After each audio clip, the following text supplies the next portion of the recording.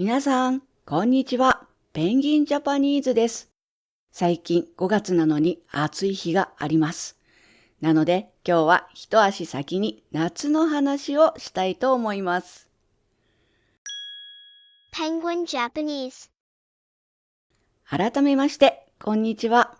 この番組は日本語を勉強中の方に向けて、日本の文化、また個人的に面白かったことを勝手に選んで日本語でお話ししています。この動画のスクリプトは概要欄に貼ってあるリンクから欲しい方がいましたらそちらをクリックしてみてください。まずは日本の夏の暑さについてです。日本の夏はただ気温が高いだけではなくて湿気も多いです。湿気というのは空気の中の水分のことなんですけども、これが高いとジメジメするという言い方をすることがあります。服が肌とかにね、ピタッとくっついたり、ちょっと重たいなと感じたりすることがあります。この湿気が高いと、水分が多いということなので、日差しがないと洗濯物もすごく乾きにくくなります。また、こういう時をムシムシするということもあります。今日はムシムシするねなんて、そんな使い方をします。日本の夏はだいたい6月から8月の約3ヶ月間です。この頃になると最高気温25度以上の日を夏日と言います。そして30度以上の日を真夏日と言います。でも今5月なんですけど、もう何日か夏日を超える日、25度以上の日がもうあります。今年のね、日本の夏はとっても暑くなりそうな気がします。そして日本には熱中症アラートという日本独特のシステムがあります。これは気温や湿度などを数字に変えてね、その数字が危険な暑さになると発表されます。テレビだったりとか、あとは街の緊急放送とかなどで、今熱中症アラートが発令されましたみたいな発表が出ます。これが出るとちょっと危険な暑さなので水分をとってくださいとか、屋外、外での活動や運動を中止してください。ちょっと休んでからにしてください。などと言われます。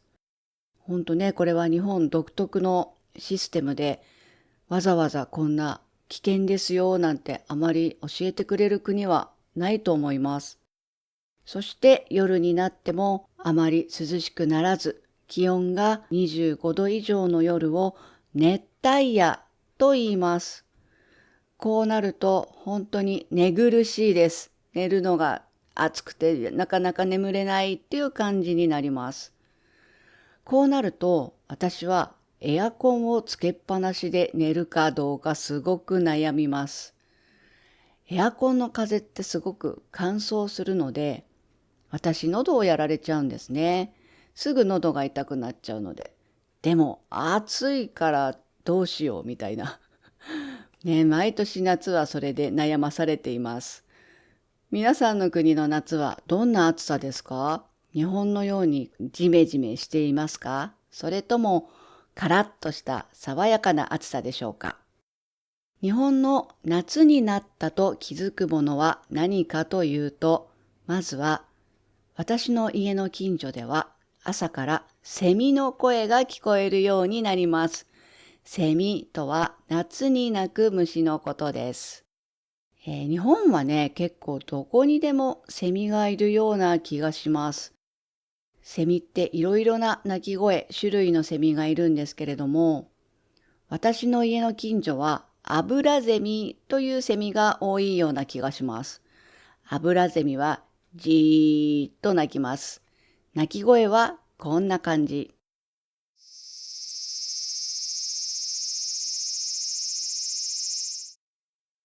ミンミンゼミは名前の通りミンミンと鳴きます。ちなみにこの鳴き声もこんな感じ。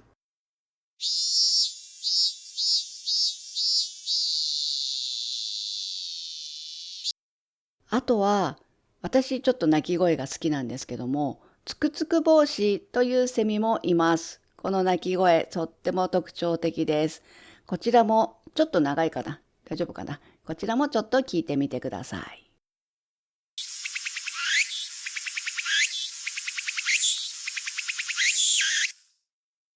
そして夕方になると、日暮らしというセミの声がします。これもね、夏の夕方、これから日が落ちるんだなぁなんて、そういう感じにさせてくれる鳴き方のセミです。このセミのね、鳴き声を聞くと、ああ、夏が来たんだなと、本当に感じます。あとは、風鈴って知ってますか？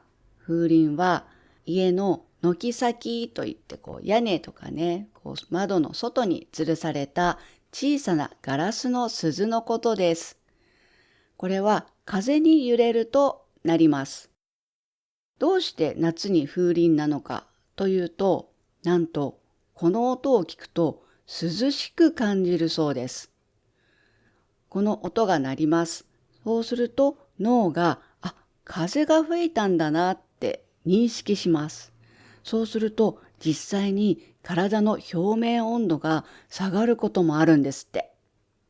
すごいですよね。音を聞くと涼しくなるというのは。これも昔の人の生活の知恵というか、そういったね、いかに暑い夏を涼しく乗り越えるかみたいなね、そういうところから来てるんじゃないかなと思います。暑さ対策としては、日本では帽子をかぶったり、日傘を使ったりする人が多いですね。あとは、最近はハンディファンといって、手に持てる小さな扇風機、これがすごい流行ってます。若い人なんか特にね、歩きながら、ハンディファンを持ちながら歩いてる人をよく見かけます。あと、近年で流行ったのは、首に巻く保冷剤。冷たく凍らせた保冷剤を首に直接巻きます。これね、人間だけじゃなくて、実は犬とかにもしてたりするんですよ。夏の暑い時の散歩に、ワンちゃんの首にその保冷剤を巻いてね、散歩してるなんていうワンちゃんも見かけたりします。あと、日本の夏といったらやっぱり花火です。花火大会は日本の夏を感じる行事の大事な一つです。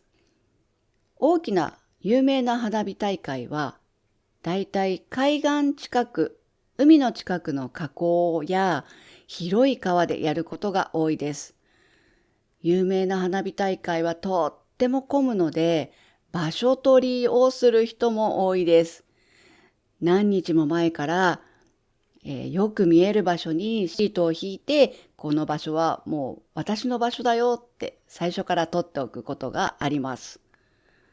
そこでね、花火を見ながらビールを飲んだり、何か食べたりして、ちょっと優雅なひとときを過ごす、そんな人たちもいます。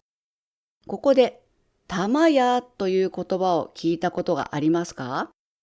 大きな花火が上がった瞬間に、周りの人が玉やーと叫んでいることがあります。これ何かというと、江戸時代に人気だった花火職人の屋号、お店の名前のことなんです。すっごい綺麗な花火を見たときに、その職人さんを応援するために名前を呼んだのが始まりです。今でも大きい綺麗な花火を見たときに、もうたまらず、たまやーという人がいます。もしね、そういう人を見かけたら自分も負けずに行ってみてください。この人ちょっと日本通なんじゃないなんて思われるかどうかはわかりません。花火大会の時には浴衣を着る人も多いです。特にね、若い人たちに人気があるみたいですね。浴衣は夏に着る軽い着物のことです。簡単に着ることができるし、今ではね、どこでもすぐ手に入れることもできます。花火大会の日に浴衣を着ている若い女の子を見ると、ああ、かわいいなーってつい目で追ってしまったりするんですけどね。あとは、かき氷です。かき氷知ってますか？これは大きな氷を細かく削って甘いシロップなどをかけた食べ物のことです。シロップいちご味とか練乳とかいろんなものをかけて食べることができるんですけれども、これがね、すごい美味しくて私も大好きで、思わず口の中にかき氷をわーって入れちゃうんですけど、そうすると頭がキーンってするんです。このキーンって、日本のオノマトペなんですけども、冷たいものを食べると頭が痛くなりますよね。それを日本では頭がキーンとすると言います。日本らしい味なら、宇治金時がおすすめです。宇治金時の宇治とは抹茶のこと。金時は甘い小豆のことです。これはね、もうほんと日本らしいかき氷の代表だと思うので、ぜひかき氷を食べる機会があったときは、宇治金時を頼んでみてください。皆さんの国にも夏の風物詩はありますか？夏になるとこれ食べるよとか、そういったものはありますか？ぜひ教えてみてください。はい、今回はここまでです。今回は日本の夏について少しですがお話ししてみました。最後まで聞いてくれてありがとうございます。また次の動画でお会いしましょう。それでは、またね。